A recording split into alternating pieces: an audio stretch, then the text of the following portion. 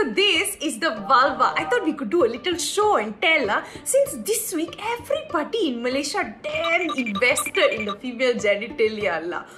Okay, come we start. So this is the clitoral hood.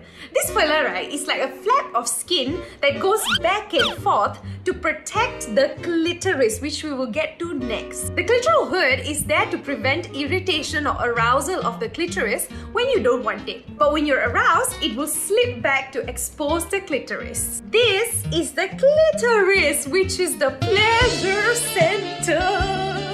It is there purely to make you feel good. So the clitoris, right, has like 8,000 nerve endings, so it's super sensitive. And for a lot of people, stimulating it is the best way to achieve orgasm. Oh yeah. Okay, so this whole outer part, right, is the outer fold of the vulva, and it is called the labia majora. It is there to protect the more sensitive parts on the inside, and hair grows on it naturally. And then we have the labia minora, which is here, you know, this second sort of layer flap of skin, which covers the urinary opening, clitoris, and the vaginal opening from any external trauma. Pastu, we have the vulva vestibule, this part inside here, which is where the urinary opening and the vaginal opening is located at. And then we have the vaginal opening right here, which is, you know, the opening to the vagina. Well, no f***ing shit. And we have the urethral opening, which is where your urine comes out from. And then we have the anus, this little dot down here. So that is where our poop comes out from,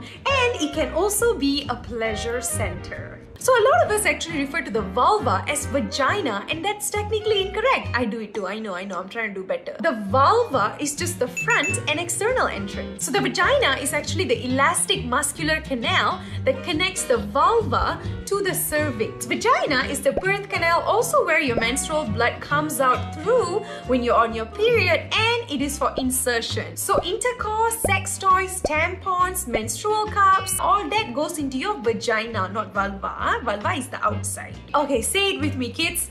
Vulva, vagina, two different things.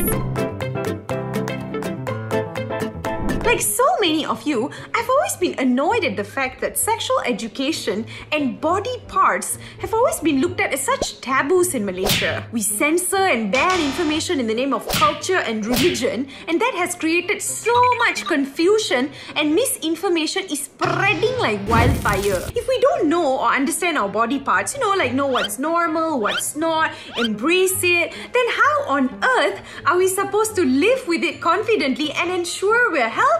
Hi, by now I think you guys know already why I extra tension about it this week. A sanitary care brand has taken down its vulva-inspired ads cause some dumbos were offended by the image of vulva and sex ed. Stupid. Here are some words and sentences I've seen over the week from, oh my god, it is so offensive, people. Dishonor, exploitation of women's bodies. What about men's imagination? Promoting pornography. Women's private parts shouldn't be used as cheap models to sell pets. Freedom and liberalization cannot be misused, yeah. This one all your damn drama sandiwara pukul 3 petang. Tapi bila negara porak-peranda, corruption lah, sexism lah, racism lah, child marriages lah, sexual violence, marital rape, domestic violence, banjir, ribut, taufan, poverty, tu semua kau senyap je, pura deh. You know what? I give you suggestion who to scold next. You go find all the stupid people who sell all the whiten your vagina stupid products. You ask them to take down their ads lah. They want also, right? They'll say vagina, not vulva. Dumbos. Now go spend quality time reflecting on your actions instead of dining out this week. And apa pula image of vulva menghinakan wanita? I don't get it. Sejak bila educating people became a menghinakan thing? Why lah? Why? Why do we have to hide in shame? It's a body part. Chill lah. Oh my god. Before force women to hide their bodies, don't teach them enough about it, and when horrible things like abuse and sexual violence all happen, right, they're less likely to want to report it or even talk about it. But the more we discuss our bodies openly, share information, the better chances of people not just embracing and celebrating their bodies, but also knowing if everything is as it should be, and if it is not, what to do about it. Information is power, man. It can keep people safe. We keep yapping about how it's to talk about sex ed, but like, why shouldn't it be? Don't you think it's problematic of you to say that education isn't a part of our budaya? Budaya can change and evolve. Just because something was done a certain way dulu doesn't mean we have to ikut je blindly for the rest of our lives. Dulu, orang duduk gua, peed and pooped in chamber pots. Kita tak hidup macam tu lagi kan? If that one can change, this one also can change. Sexual education can be a part of our budaya. Because not having sexual education is clearly not working out for us. Teen pregnancies, baby dumping, STDs, semua rampant because people don't get enough information about all these things. Nak tanya pasal safe sex also ramai takut because always kena shame for wanting to have sex. Macam lah, blocking access to info and resources stops people from having sex and popping babies. It just means it makes it more difficult for people to understand the consequences and what it means to do these things. Also, gentle reminder to stop witch hunting people who want to do their part to increase awareness and quash taboos. So many of us know how frustrating and confusing it is to live in societies where our bodies are censored and information is withheld. Muruga, I think you also damn tension already think about all this ignorance. Okay, now that I've gotten that out of my system, on to happier things. Okay, so I created some Vulva 101s for a sex ed campaign. It's great info and I learned so many fascinating things along the way, so I thought I'll share it with you guys. My vulva is dark. Is it supposed to be lighter? Why is it purplish? Vulvas come in different colors. They don't always follow the shade of the rest of your skin. Light brown, dark brown, beige, purplish, different parts, different people, different colors. It is as unique as you. Okay, so the color can change due to hormones, rush of blood, age, and friction. There is no normal standard vulva shape. No two are the same. All vulvas are unique. The lips of your vulva, the labia majora and the labia minora, can be asymmetrical, curved, long and dangling, prominent, small and open. So long you're not in pain, there's no unusual discharge, you should be okay.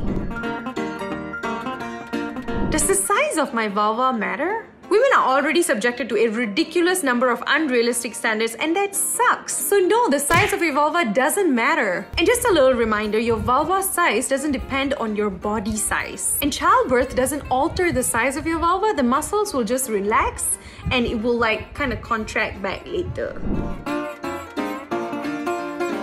Check it from time to time to see if anything is out of the ordinary. If it's painful, itchy or swollen, then it might be best to go see a doctor immediately. You can also try wearing comfortable underwear more often, so cotton is great and very breathable for daily use. And lastly, if you use feminine care, find the ones that are unscented and gentle on your skin. Some brands actually do specify that their products are sensitive skin friendly, so those are great. But the most important thing to remember is to not use scented products because it can cause irritation and mess up the pH balance, which can cause infections. And of course, at the risk of repeating this for the millionth time, if you're ever in doubt, it doesn't feel right, you're not comfortable, whatever that's out of the ordinary, go see a doctor. They should be able to help you. And if the doctor tries to shame you for wanting to understand and take care of yourself better, find a new doctor. Okay, so here are some sites, people you can follow who offer credible information about sexual education. I hope it helps. And lastly, before I go, destigmatizing bodies and sexual education